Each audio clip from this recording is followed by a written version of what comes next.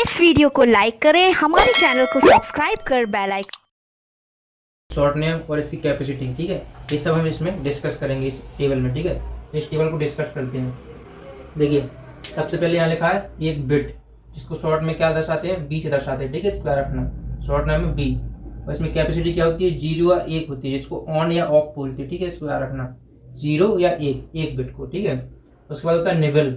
Nibble को short name में बोलते हैं, एन से प्रदर्शित करते हैं। ठीक है, उसके बाद इसकी कैपेसिटी होती है 4 बिट। ठीक है, और ये जिसको 1/2 वाइट्स बोलते हैं। ठीक है, तो इसको क्या रखना। उसके बाद है वाइट।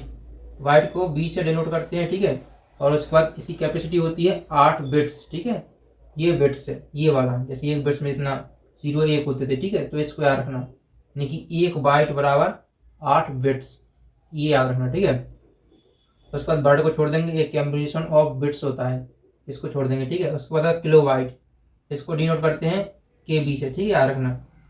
और ये 1024 बाइट होते हैं, कितने में, 1 KB में। कितने, 1024 बाइट, याद रखना। 1024 बाइट्स बराबर 1 KB होता है। तो देखा होगा आपने, अपन नेट चलाते हैं तो उसमें KB की स्पीड देने लगता है। जब हमारा नेट खत्म होता है तो KB की देता है, और जब नेट रहता है तो MB GB में स्पीड देता है। ठीक है, तो ये वही यूनिट है उसकी। ठीक है, डाटा की। ठीक है, इसको याद रखना।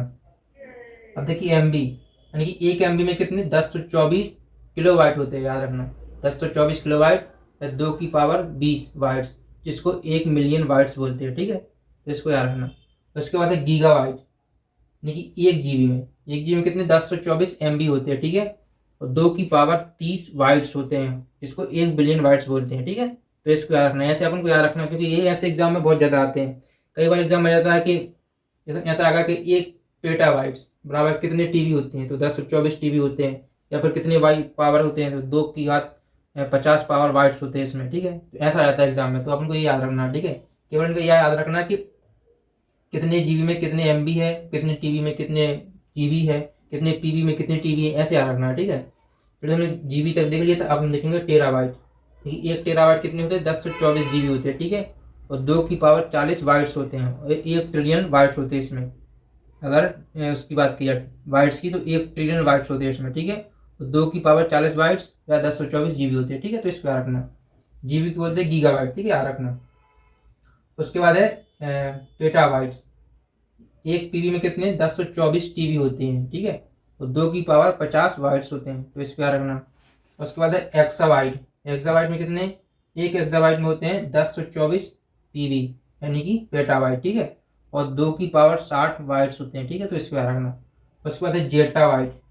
जेटाबाइट में कितने, 1024 EB, यानी कि एक्साबाइट होते हैं। ठीक है, तो 2 की पावर 70 बाइट्स होते हैं, तो इसको याद रखना आप। ठीक है, उसके बाद है योटाबाइट।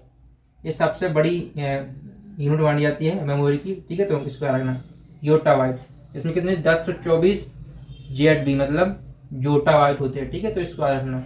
और 2 की पावर 80 बाइट्स होते हैं इसमें, ये भी याद रखना। ठीक है, अब हम देखते हैं कि स्पीड ऑफ मेमोरी, यानी कि जो मेमोरी होती है, जैसे इसमें रजिस्टर लिखा है, कैच लिखा है, प्राइमरी मेमोरी, सेकेंडरी मेमोरी, ये क्या है, इनका सीक्वेंस है। क्या है सीक्वेंस, इनकी स्पीड के अकॉर्डिंग इनका सीक्वेंस है।